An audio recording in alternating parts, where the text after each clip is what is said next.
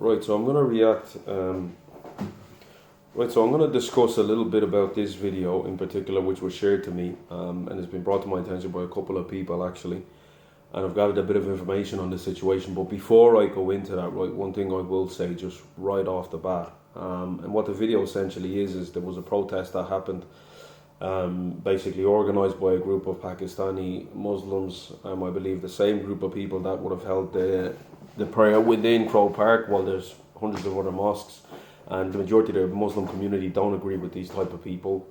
And basically they stood there and they said, with the audacity, the disrespect and the nerve, to stand there and say, you know, Ireland belongs to them and they love Ireland more than any other Irish person and this is their country. A statement of, you know, profound disrespect towards Irish people, a statement that can only antagonise, basically I believe it was said to antagonise Irish people, and continue to fuel sort of the division between the Irish community and foreign communities, and you know, mainly with the Islamic community, I believe.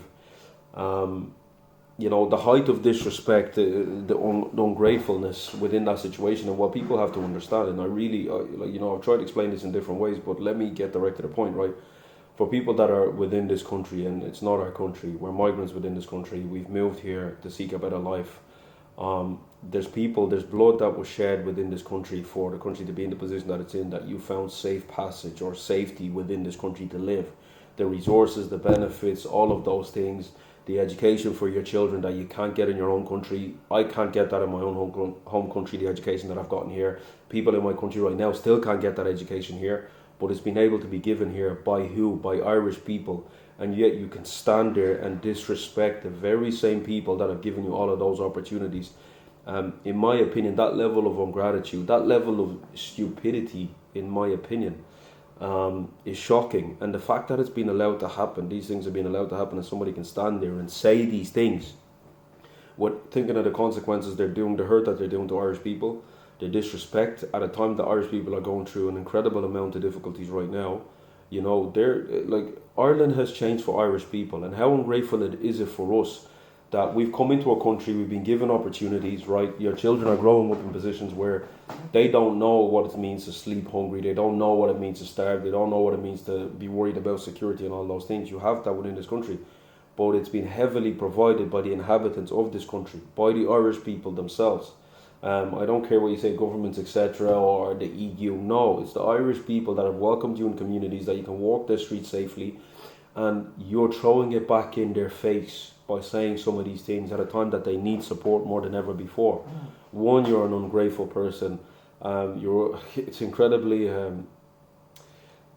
don't even have the words for it, because it's one of the most disgusting things I've seen personally. It's one of the most disgusting things I'm able to watch, that people can come here and say those type of things. I'm here 25 years within this country, 25 plus, right? And I'd never stand in the presence of an Irish person and turn around to them and say, I love your country more than you. This is Irish people's country. Yes, I live here, I contribute, I pay taxes.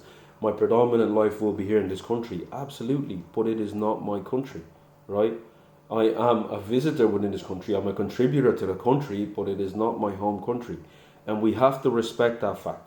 Migrants have to respect that fact and respect the people of this country that have made it so this country is a safe place for you to be at. In their times of difficulty right now, where they're seeing rapid changes, some communities are completely changed. Their history is completely changed, being completely changed in certain places, irrespective of what people say. Because in some towns, it's been completely, like, the dynamic, the population of that is completely changing between the people that know the culture, the people that don't know the culture of that, and that's going to have a huge significant change. Their education systems are changing. There's a lack of resources across the board. Their children have no future. It's very difficult within this country, and that's one of the most powerful statements in which it really bothers me, because your youth is your next generation. The youth is the future, and there's no future where it's looking like the majority of the young people growing up will be able to afford good housing, live well, you know, and grow up in a country with resources there. And it's tough, especially from a health perspective, mental health. I deal an incredible amount of stuff when it comes to mental health with people, and you'd be surprised how many young children are suffering with their mental health for a huge number of years. This is not just a now issue, a huge number of years that they can't get resources on. And that's a painful process to watch. And, you know, some of you may be fortunate that you don't have to go through those things, or you're living well, but a lot of people are not. And the predominant part of them is young Irish kids that are going through these difficulties. Young Irish kids, and even the older generation of Irish people, are suffering from a mental perspective, right? Because the cost of living is unaffordable. Living standards are just so hard right now on the working class.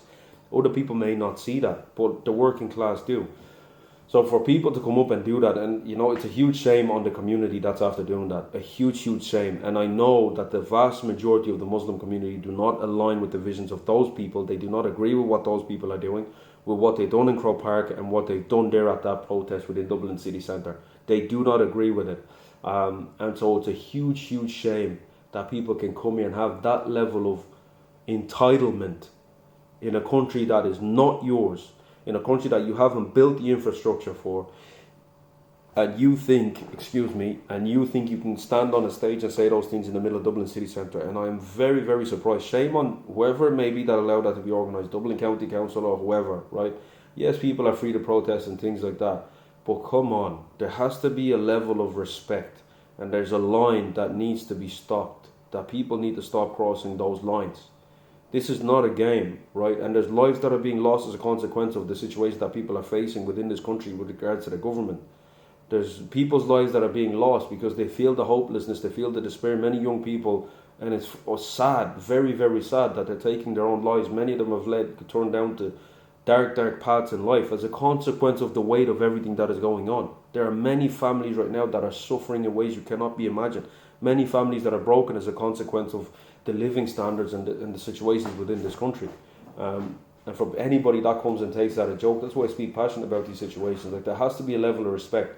I know what it's like to come from poverty. I know what it's like to sleep hungry. I know what it's like to live in a country. When I was in Africa, it was nice that we didn't eat. There was days that we starved. And now I'm in this country and I don't go through that. And why? Who made it so possible for me? It's Irish people. It's an Irish country. It's not my country. As talented as gifted as I may be, the opportunities have to come somewhere. The opportunities were here. Who made the opportunities? It's Irish people. Education, something that I can't get in my country. Even if I graduate with education, what job is there to find within the country? None whatsoever. But here, we have all of those opportunities as foreign people. Let's be grateful and stop this. And really, it's a huge, huge shame on that video. The people that stood there and done that protest. It's shocking. It's shocking, and I'm surprised it wasn't shut down.